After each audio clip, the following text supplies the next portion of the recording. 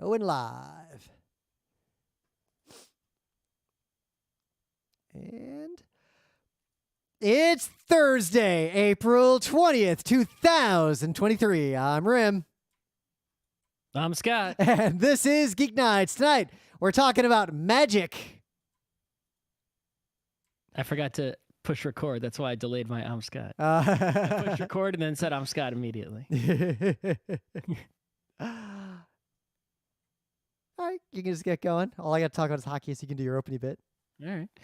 I finished Ye Book Club book a few days ago. I think I said that in the last podcast. I think by the next Thursday show, I'll be ready to rock.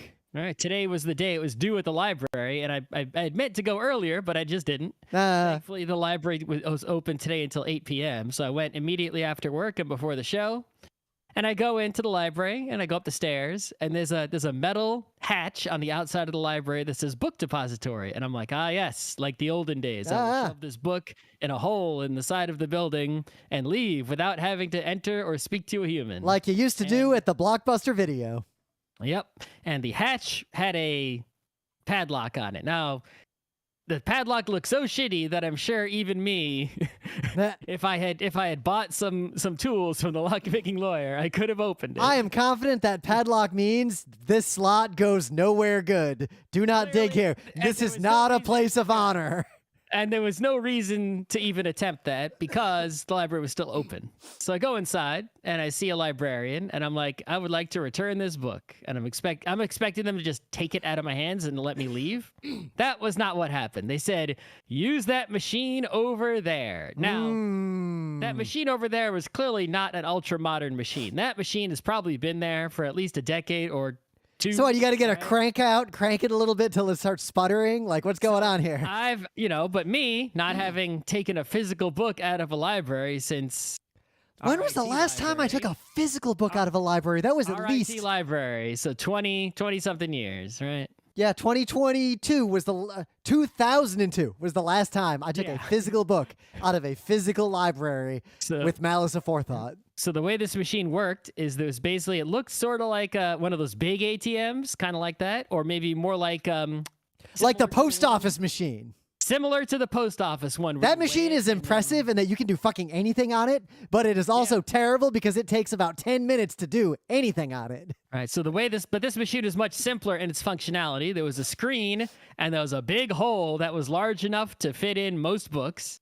And basically, the hole didn't even have a hatch. It was just always open. And all you did is you took the book, barcode facing down, right, and you stick it in the hole. What are the consequences if you put the book in the wrong way? I guess it might tell you to take it out and put it back in. But basically, as soon as it scanned the barcode, right, it had a little conveyor belt and it took the book inside. And I didn't hear like a ka-thunk. Like it wasn't dropping the book. I think it was like elevatoring it somewhere so that it doesn't damage it.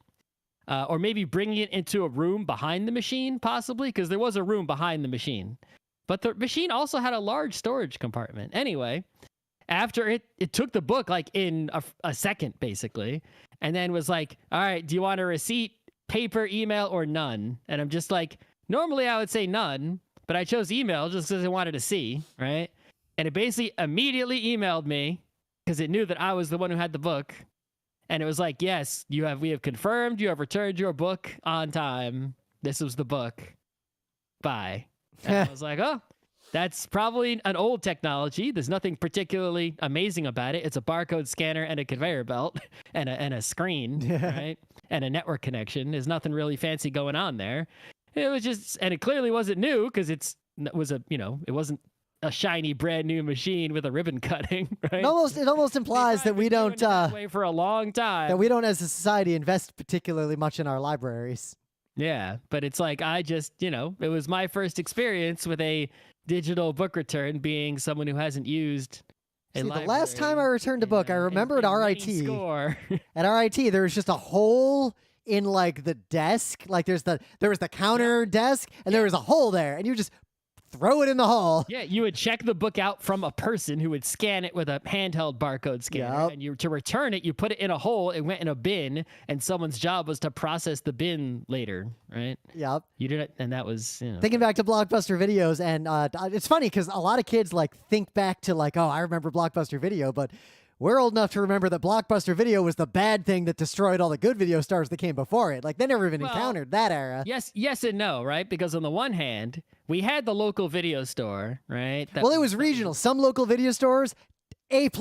Some local video stores, D-. Well, it was a balance, right? The local video store had cool niche biz, right? That, you couldn't find at a Blockbuster, which, didn't have a very deep selection, right? They had just popular stuff. But if you wanted to see the thing that just came out on VHS just now, right? The Blockbuster had 50 some odd copies, right? And it's like, sure, sometimes all of them would be taken out, but usually you could get like one, or there would be one that was returned. I remember because we had already seen Jurassic Park like twice in the theater, and then we just owned that one on VHS. But when it came out on VHS, we were just, because we didn't buy it right away, we were just like, let's watch Jurassic Park. And there's a wall of Jurassic Park, and there was no Jurassic Park tape behind any of those boxes on that entire wall.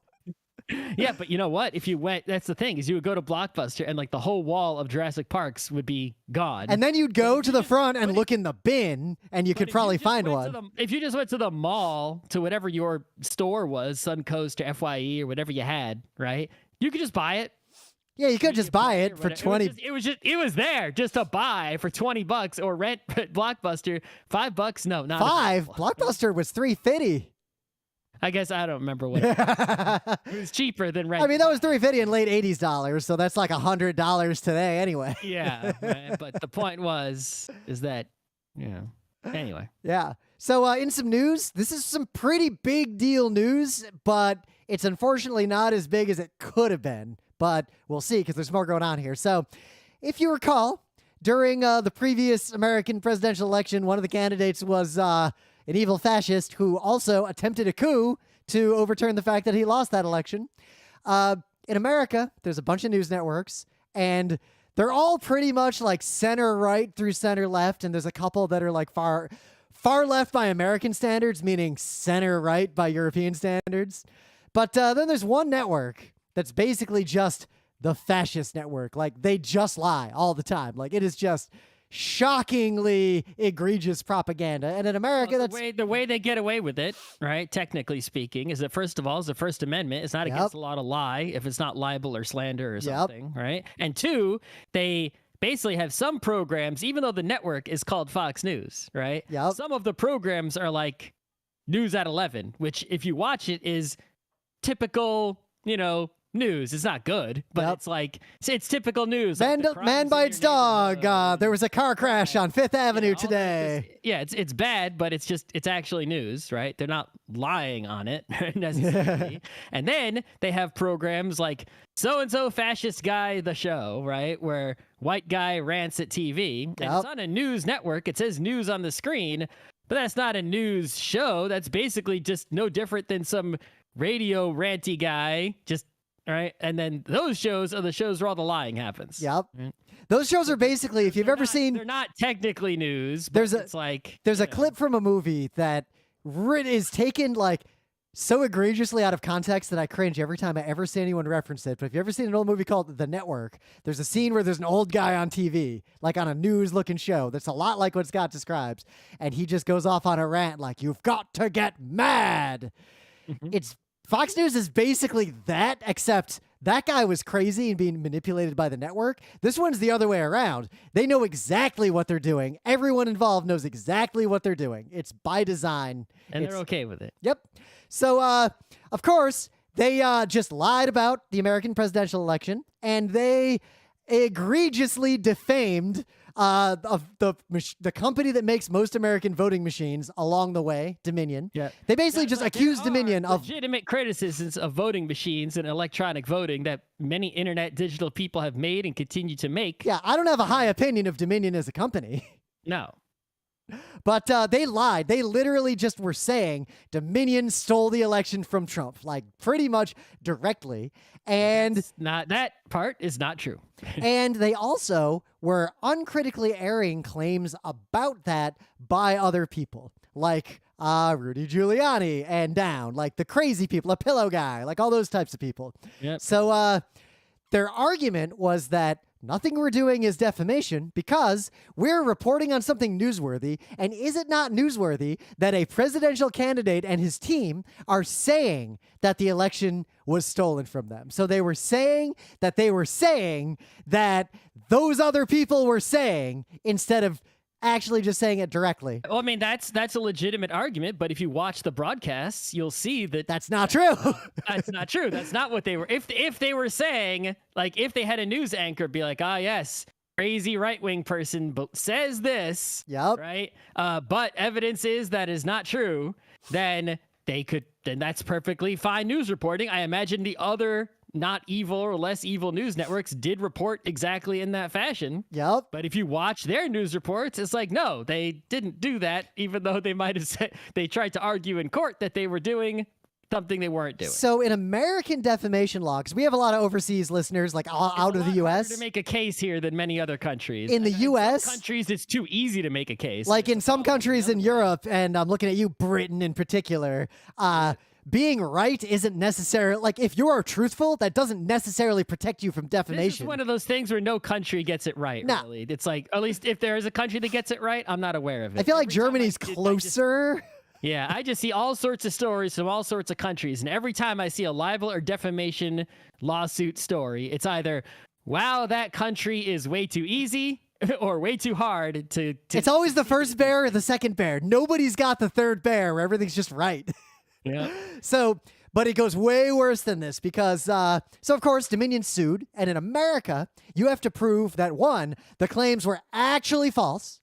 And two, you have to prove, if I'm not a lawyer, I'm summarizing, that the people making the claims weren't just stupid and wrong, but they knew it was wrong. They knew it was a lie. And they were doing it with malicious intent, intending to cause harm. Yeah, well, and it just so happens that there was evidence that they knew that they were lying, red-handed evidence. Yep, they got sued. Their internal discussions were like, we know this is a lie, and we're going to say it on TV anyway. Yep, lawyers got all the internal emails, and you've got all these fascist hosts sending each other, like, emails in writing saying things like, this bad shit, crazy bullshit that we're about to say is a lie. I'm going to say it anyway for crime reasons, effectively. Yep. So they were almost definitely going to lose this lawsuit because another thing that happened is they withheld. Opinion. Oh no, yeah, this had. I agree with. Yep, they withheld a huge amount of those communications illegally, and they got fucked over in court over it and had to hand over the rest and sanctioned by the judge. So the trial against the fascist news network in America was about to happen, and the Dominion was asking for $1.6 billion in damages. Seems good. Yeah. They settled with Fox literally like within an hour of the trial start, like jury selection started, and then suddenly everybody settled, which is not uncommon in America. That is like the most common outcome for trials, except when poor people are involved. That's a very basic strategy, right? Yep. It's like, settle to avoid the costly, time-consuming trial that will only make matters worse for you. And the American legal system. Don't settle until the last second so you can get the best possible deal, right? Why would you settle early? Exactly. It's the same reason that people trading sports players wait until the trade deadline. Well, you want to settle late too, because it's all like bringing the jury in is actually the moment when a lot of people suddenly decide they want to settle, because suddenly they go from, I could win this case, to looking at a bunch of random ass people who couldn't get out of jury duty and thinking, that's something that they actually tell you in jury duty in the waiting room. Right. Is they're like, look, you sit on this jury, there's someone else over there with some legal battle, right? And just the fact that you are present, waiting here is like pressure on them, right?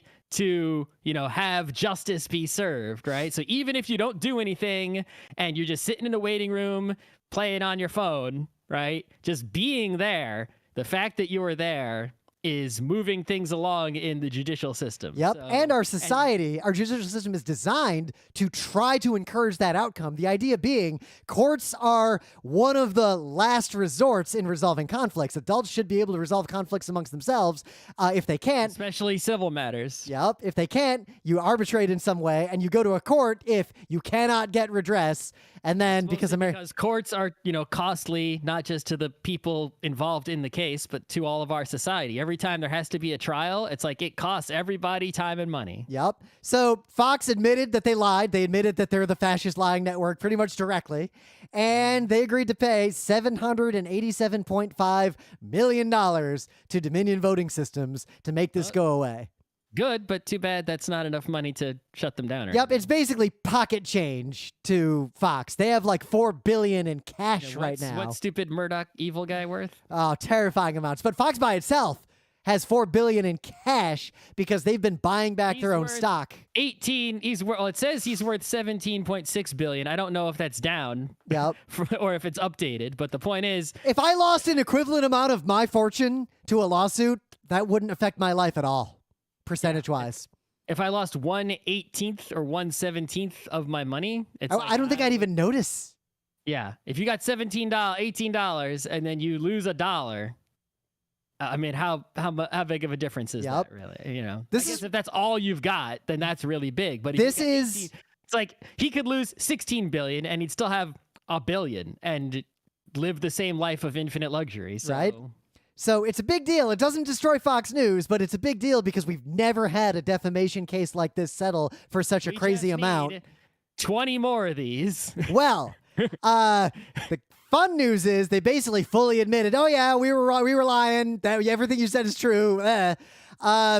Dominion is also suing Newsmax and One America, which are like, if Fox is much money, and also if Fox is the fascist network, those are like deeper fashion. Like those are like the swastika's just there. For that? It's like I don't more fascist. Like put it underline it and put a little swastika next to it. Like they are terrifying entities. So there is also the other voting machine company in America, the other big one anyway, Smartmatic, has almost that one. Yeah. Guess what? I thought it was. I remember the one back in the day was Diebold. Everyone was. Oh yeah, Diebold. I have low personal opinions of Diebold. Anyway. Yeah, that's the one. Smartmatic, which guess what? I hadn't heard of either. Was also defamed pretty much the exact same way by Fox, and their lawsuit is still going through the courts right now and getting to the point of a trial. They've sued for way more than than Dominion sued for. Yeah, well. So this is ongoing, and this is honestly a pretty big victory for just democracy and truth. Like, it's pretty good news all around. It's a pretty good outcome. Should have invested in voting machine companies. No, I've invested $1 billion for doing nothing. Yep, I have invested more in defense contractors lately. So okay. So you got any news? Do we have a news? I don't know. I think you forgot. Well, that's fine because we're trying to do the show quickly before hockey, so we could just go right into things of the day. So algorithmic curation of feeds is definitely just getting worse for a lot of reasons, and we don't really need to dwell on that. But the algo just recommended to me a video on YouTube that I just happened to watch because it was short and it was animated, and it's called Clown Room, and it was actually better than it's actually scary. So people who are clown averse should not watch. Oh, if you are clown averse. If you're not down with that classy, like, do not watch this video. With the clown. But Clown Room is a short animated film. It's a couple minutes long. And it's basically about a guy who is being trained to work at some fast food restaurant. And it's like, here's how the fryer works. And it's pretty straightforward. And then the guy's like, oh, yeah, there's one last thing. Probably this is the room you're going to interact with the most. And he opens the door to the clown room. And there's just a clown, like, tied to a machine, and it just proceeds from there, and I'm just gonna leave it at that. It's pretty good. It's worth watching. Write it down. Next Thursday it's not a book club. Clowns. Do we clowns? Clowns. I don't know if we've done a show on clowns. I'll figure that out. Let's clown around. So what do you got? What do I have? So I don't know 100% that this is real, right? But it was shared a whole bunch on the internet last week, and it seems real. So I'm just going to go with it. And if it's not real, it's like, well, congrats to whoever wrote this. Good job writing, right? So if you don't know somehow, Yuri Gagarin, the first human being to ever leave the surface of the Earth and be in the cold, defying vacuum of space and then return where we are told that it is cold. Yes, the first person ever to do that. Inarguably, right? Yep. before he went up into space, right? He wrote a letter to his family because, he knew he could very easily die. It was super dangerous. Yep. And no one had done it before. And, much like we talked about on like our archiving data show, right? It's like, his family thankfully didn't have to read that letter. He died in a plane crash way later, but he didn't die when he went to outer space. So, but the letter was, if it's real, was saved and is now available for anyone to read. And is quite a thing to read, right? A letter from a person who, is basically still young, has a family, is going to do something even riskier than like, Evel Knievel's or pretty much anything. Yep. Right? But also something, a flying bomb. Something that is both deeply tied to a place with no air, but also tied to a growing military industrial first world, second world bloc Cold War, where there's a lot of political stakes involved and it's a complicated situation, and is directly advancing some of the most important long-term science that humans have ever endeavored into. Yeah, he wasn't too concerned with that part. Right? Actually, he was. You learned a lot about him over the letter. No, not in the letter, but in his life. Yeah, but I mean, he was basically like pro-communism, right? He was a communist dude. He wasn't, If you ever learn, you should read the story of him and the other people he worked with and what went on in that program. He was not exactly fully on board with the way that was run. No. Anyway, you should read, if you ever have to do something like this, you can crib notes from this letter, unless an AI generated. I was about to say future humans are just going to GPT-5 their living will and testament and their letter to their family. All right, someone's going to make an app of, if I die, write a letter to my family that I would have written before I died. The end. I wonder if I can get it to write heartfelt, sentimental things that like work and use them and get away with it. I'm pretty sure you could. I've been thinking a lot about how I could probably literally train a model on the emails I send and receive that would write the emails I send and receive for me without me even seeing them, that would accomplish basically the same amount that my current emails accomplish today. All right, we've done a show on that already. Yep. All right. In the meta moment, Geek Nights Book Club book, which Scott just returned to the library and I should be done with by the next Thursday show, The Satanic Verses. Some magical realism. You want to hear the verses that Satan has to impart upon you? I mean, those seem like pretty, whether you're pro or anti-Satan, it seems like you would want to know what those verses. Yeah. If you're pro-Satan, you want to know what he's got to say. If you're anti-Satan, you got to know your enemy. That's right. I think so. I think everyone, there's really only, you can either be, even if you're neutral on Satan, right? It's like, well, give him a chance. I hate to say it though, you just made an argument that you should watch some Fox News. No. You kind of just did. You should know what your enemy's got to say. No. If your enemy is important, like Satan, telling, not lying. But yeah, you should read this book. I like it. We keep saying, if you have never read this book and you only know about it from its geopolitical context. That was me last month. Yep. I think you will just be surprised by what the words are in this book. You will be very surprised. I had absolutely no clue what the words would be in this book until I read it. And I think you'll be. Now I know all the words. I still think you will be most surprised by like literally just the first chapter by itself. You'll be like, wait, this? This is the book? All right. Let's get right into it. Can't believe we've never done a show on this. When I was a little kid, like a little kid, I was, like many kids, really into a few things. I was really into trains. I was really into dinosaurs. I was really into space stuff. And I was really into magic and illusions. Yeah. I mean, I wasn't like really into it where like I was, like thinking about it all the time. But I had all those terrible like do a magic show kits as a kid. I had one. I had a Blackstone one. I had the same Blackstone one, I think. Maybe.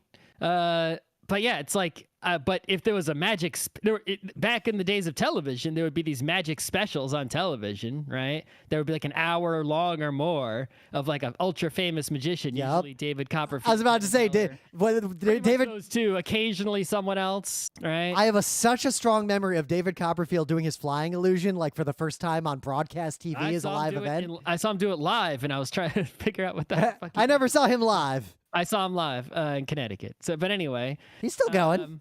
He flew around the audience. He was vertically above the people who were sitting. Right?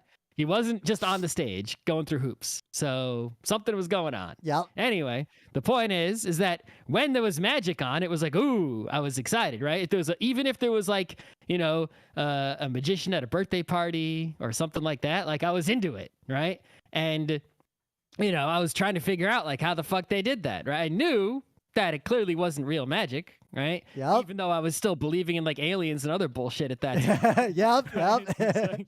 But I somehow knew magic was fake, and I was always trying to figure out what the trick was. And I guess when I was young, I just usually was not able to figure it out most of the time. I have this very distinct memory of, because I also enjoy really low rent magic, like the bottom tier magician doing like a 6-year-old's birthday party. Like I enjoy watching that, or watching someone do it. Yeah. But I remember I was out of the Cub Scouts, but my little brother was still in the Cub Scouts, but he was like a wee below, so like about to get out of Cub Scouts, like graduate up, and they're doing a magic show for like all the Cub Scouts. So it's a little aimed at an audience a little younger than my brother. And of course, I'm at that age of I am too cool for fucking everything.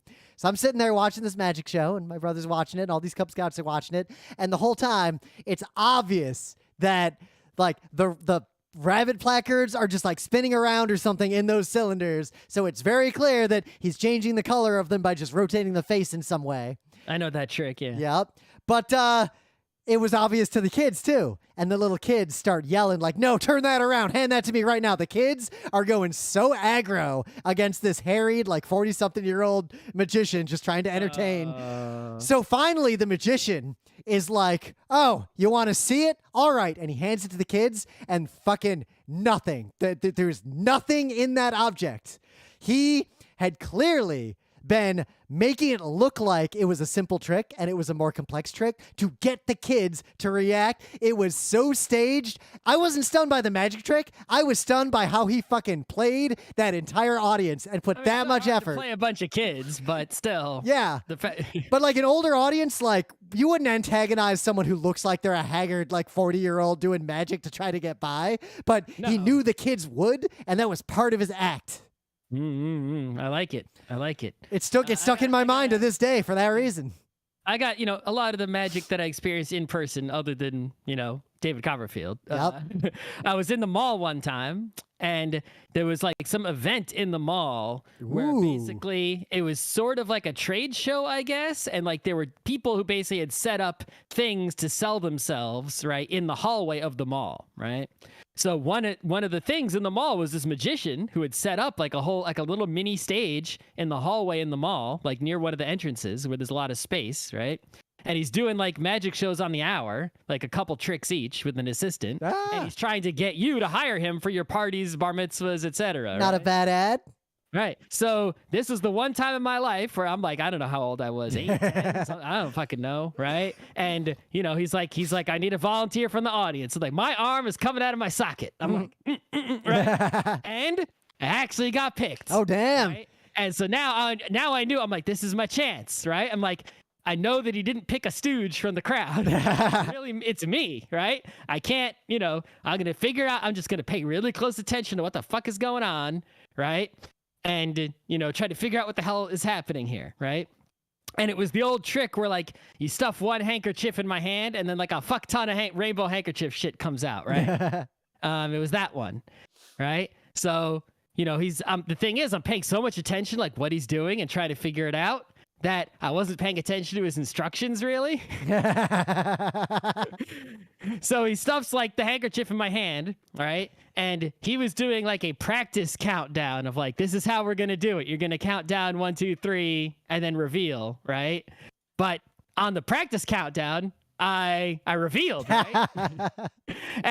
But sure enough, there was a fuck ton of he had done the magic already, right? It's like, basically, when he was stuffing the single handkerchief in my hand, he additionally stuffed many more in there, right? My hand was closed. I was trying to look at what he was doing with his hand, but I guess the only thing I had to go on was I could feel that there's a lot more in my hand than that one handkerchief.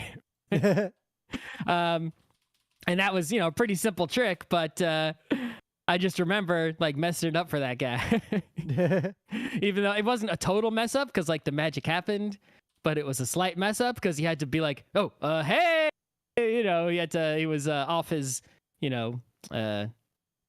presentation game, right? Yep. The what's the last music show last magic show I saw was at my brother's wedding. We were in Vegas because that's where it was. And of course, why not go see Penn and Teller? Like, I mean, I feel like if you go to Vegas, everyone who goes to Vegas goes to see that, right? They've been there 100 years. Yep. Now they're in a hole. They're not there 100 years because they're not selling, right? Yeah, you got to keep selling out. So. But I got it. They perform in a hole. They perform in the Rio, which isn't even on the main strip. And it smells like sadness in there. It is the worst. I feel like that's what that's their style. They want. Yeah, no, they wouldn't want to perform in like the MSG Sphere. Oh no, it is the perfect venue for them because you walk into this place, you look around like, wow, this is a place that Penn Jillette would like go to feel sad on purpose, and because that is how it fuels his soul. But seeing them live, even from a crappy seat, was just fucking phenomenal. Like, even in the nosebleed seat in the top of this arena, you think that far away in a Vegas show where they're doing the same show they've done like 5 times a day for years, how good could it be? It now and then, mix up the tricks a little bit, right? But anyway, half the tricks were ones I had seen Penn and Teller perform before on TV or in specials. But you know what? Still amazing. Like, even knowing everything I knew about them, no way to tell. Like, you can't see the moment where they did the thing. Yeah, I mean, I have guesses for some of the, some tricks, some tricks, it's like you can guess, right? And I have some idea, but like the specifics of a lot of those things are just so elaborate that like you could never in a million years. Well, that's when because, if we talk back at the history, at least of us enjoying magicians, when I was young, when we were watching like David Copperfield, there was this pop culture idea that magicians are this very closed group of people with secrets and like you never reveal. They kind of are, but not to the degree. The reason they are, though, I think nowadays isn't, it's like there's an internet, right? People know things, right? People can slow it down. People have high resolution video now. They can slow it down and everything, right? But I think the reason magicians are still secretive is because a lot of them don't make their money performing. A lot of them make their money developing and then selling tricks, right? So if everyone in the whole world knows how to do the trick, the illusion that you figured out and developed and, you maybe had to build equipment for or patent a thing, right? It's like, if everyone knows, you can't make any money selling the trick to other magicians, right? It's like there's a lot of magicians out there who are very good because they're highly talented in the realms of, performance, practicing, execution, style, storytelling, etc., right? But they're not people who can like develop a brand new trick, maybe one, right? Or remix an existing trick a little bit.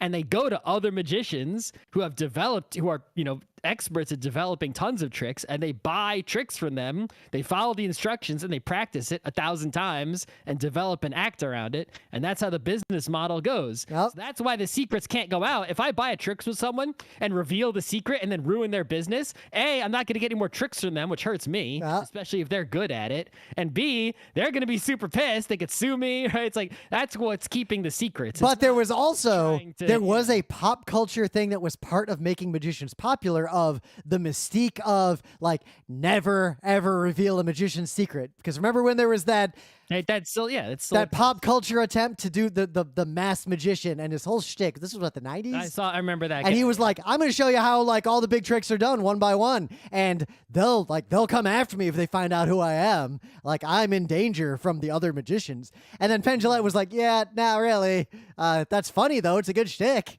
But Penn and Teller were the ones who made an alternate pop culture idea, because they were the ones who were like, yeah, we're going to start showing how we do our tricks, because you know what? We can tell you how we're going to do it.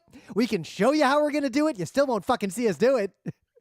Well, I mean, there's a particular genre of trick now that I've seen several magicians do, where you have a trick and part of the routine is to reveal how part of the trick was done. Penn and Teller made that famous when they did the trick with the little hands and the handkerchiefs in the blocks, and then they did it with the clear walls, so you could see that the trick is just Teller is destroying his body and working extremely hard, crawling around in this insane contraption the entire time. Right, but then there's an additional trick that goes above and beyond, right? That is like, oh, you showed me how you did that, but then it's like, how did you do that extra part at the end? I don't fucking know, right? Oh, like But, magic is a it's a fun, entertaining kind of performance art. I enjoy it a lot. I used to, when I was a kid, I enjoy it because the mystery. How the fuck did they do that? Right. Yep. And nowadays it's more like the respect. Like, wow, look at they figured that out, right? It's like they practiced that so much. They et cetera, et cetera. They got skills at like especially card people. It's like there's some card people and it's like, how did he do that? The dude just has the ability to pull out the card he wants out of a deck of 52 cards. Dude's basically a thief from Dungeons and Dragons. Like, he just got a 20 dexterity. You can hand him a deck of 52 cards and say, take the 14th card from the bottom out and don't touch any other cards. And boop, they can just do it, right? Even though cards are really thin. And it's like they just have practiced that skill of manipulating pieces of paper in a stack really, really adeptly, and it's like, that's fucking amazing. If I try to do that, the cards just spill all over, and I've been shuffling cards since I was 3. Right? Because I'm gonna join one of the euchre meetups that you discovered a while ago here. I was practicing something I haven't done in years, many years, of top and bottom dealing and like basically card cheating tricking, just to see if I can still do it. And I can still kind of do it. I can choose a couple of cards that I'm dealing out and get away with it, I think, if I really want to, with a standard deck of cards. But like a lot of the times, card magic, right? The answer of how did they do that is they're just that good. There's not any trick to it or anything. It's like they're just that good at handling cards. They can remember where a card is, retrieve that card. They can memorize the order of the whole deck. They can do all sorts, because they just practiced so much that they can do that. I broadly break, naively, naive in the definition of I am not a magician who has any expertise, but in terms of as a person who watches magicians, I kind of break them up into, there's magicians who do tricks like there's a prop or a special device that they use to facilitate the trick. Like David Copperfield flying, there's a special device, like some mechanism. There's got to be something. Yeah, or he's magic. I don't think he's right. Yeah, if he was magic, he'd have more money. It wasn't a jetpack, right? But clearly he always does it in a floaty, loose shirt. So he's got some kind of harness and wires. Definitely just harness and dark wires he can't see. But when I was there in person, right? And it's like he's on stage and he's flying, right? It's like, okay, well, there could be wires there. But he comes forward out of the stage. He's above people, right? Like, you could look up and there he is, right? So it's like, are there cables out in the crowd? I'm looking for the cables. I did not see them. If he had like I don't know what kind of fishing line, but it's like I was looking, there were dark areas, there were light areas, colored areas. I was trying to find any contrast whatsoever. According to David Copperfield's patent, he is supported by 2 fan-shaped arrays of fine wires that remained invisible to the audience due to the combination of lighting and thickness. Okay, but yeah, they were truly... There is an entire Wikipedia article with diagrams and everything on David Copperfield's flying trick specifically. There you go. But I mean, it was really impressive. Like, it was when I was a kid and I didn't have internet to look that up. Like, I thought it had to be cables because what else the fuck could it be? It's not a jetpack. It's not magic, right? That eliminates most of the options. But you cannot see the cables anywhere, right? How long did it take him to figure that out? Yep. Let's see. The wires are about... He didn't buy that, right? I can see why. He figured that out. The wires are 0.25 millimeters thick. Yeah. But I mean, the point is that unlike other magicians who might buy a trick, David Copperfield invented that and performed it. Yep. Right.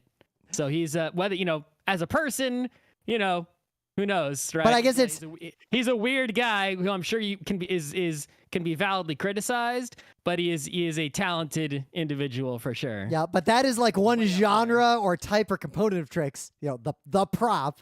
Then there's the insane effort angle, which is often a Penn and Teller trick. You can also combine the two. Yep, they're more like components. Like you could have a trick that incorporates both of those, but then there's close-up magic, which I didn't really realize was its own genre until we started listening to Penn Radio, and he talked a lot about like his card trick friends and close-up magic. And right. Well, I think the thing about close-up magic, and I personally put a lot more value on close-up magic than not to say that stage magic is no good, right? But with stage magic, there's 2 things, right? One is that the distance between the audience and the illusion is bigger, which means it's easier to hide things, right? Because, the audience doesn't have like a close-up view, right, with their eyes or ears or other senses, or smell or whatever it is, right? And so, you don't have to be as quick or as clever to hide something, because there's so much space, right? If you can do something where the audience isn't looking, like on the complete other side of the stage, behind a prop, behind a big wall or a mirror, or right. And the second thing is that with stage magic, the magician, illusionist has complete control of the environment, right? They control the entire space, is like pre-prepared, right? For them, they did all kinds of stuff before you got in the room. And that makes it, takes away some of the magic, even though there isn't any magic to begin with. A close-up magician, right, can perform the tricks, right, anywhere. A crowded bar, an empty bar. Right. On the street, they don't control anything. It's like there's no way that they could have prepared anything around here. If they did, that was a Herculean effort, right? So it's like the environment is not controlled by them. And also, usually, the equipment might not be controlled by them, right? It's like they could say, hey, go in the drugstore, buy me a deck of cards. You come out and they do a magic trick with it, right? It's like it's a normal deck of cards. So it's, and you're right next to them. Like, they're right there. If they you're staring at what the fuck they're doing, and so are all your friends because they're trying to make a TikTok video or something. And they, or you're sitting at a table in a bar and everyone's staring at them. They're the complete center of attention. It's a real table because it's the bar's table. It's not a trapdoor table. It's not there's nothing weird going on here, right? They got their sleeves rolled up. Everything is, but they still do it somehow. Right? And that is it's a more powerful effect. Whenever I have been able to partake in close-up magic, it is just like it hits you in the gut. Like you're like staring at the thing and then it disappears and the trick happens and it's like your body just goes, what the fuck? I was looking right at it. It was right there. I was like, I know you's done it, but I don't know how you's done it. It's like, where is it? It's like, and they're not going to do it again. Yep. Like, that's it. Too bad. Come pay me and I'll show you how to do it, right? It's like $2,000. See, if you're a rich person doing like a wedding or something, I think the proest move would be to just hire one of those like top tier close-up magicians to just wander around your wedding party doing close-up magic for people. Like that kind of thing. Maybe. It'd be good at the old people table where they're not dancing. Nah, I mean, I'd be following that guy around all night. Or the kids' table if there are kids, right? One thing I'm trying to think of because nowadays, most magicians I encounter, like I watch their stuff, it's usually in a YouTube video. COVID for a few years definitely was a contributor to that. Mm-hmm. But the only magicians I can name are like a handful of people at Penn Jillette talked about a lot, and like the magicians that were on TV when I was a kid.